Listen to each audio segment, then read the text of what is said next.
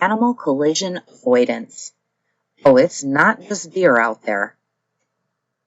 The primary behaviors that contribute to deer collisions are unsafe speed, improper scanning, and overdriving headlights.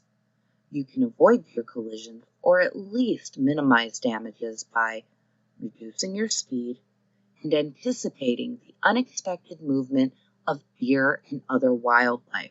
When approaching areas that have been marked as animal crossings, slow down and scan.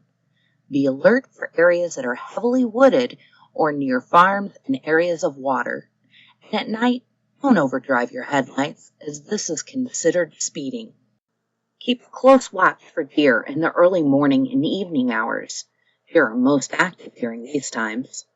Be especially alert and drive with caution when you're moving through a known deer crossing zone, and use your high beam headlights whenever possible. Upon seeing a deer, immediately slow down. Do not swerve because this can confuse deer as to where to run. It could also cause you to lose control and hit a tree or another car.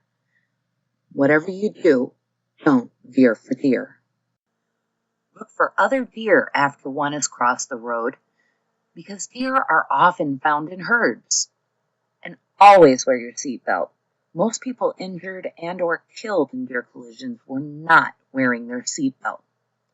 The best thing that you can do to avoid any animal collision is slow down.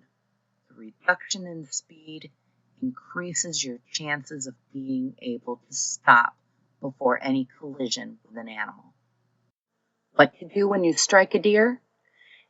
If you're unable to avoid a collision with a deer, take the following steps. Remove the PTI vehicle from the roadway if possible. Call the police. Call PTI Dispatch Center. Follow accident reporting processes. And do not touch the animal. The deer, in attempting to move or get away, could hurt you or itself. This fall, don't let this be in your front seat.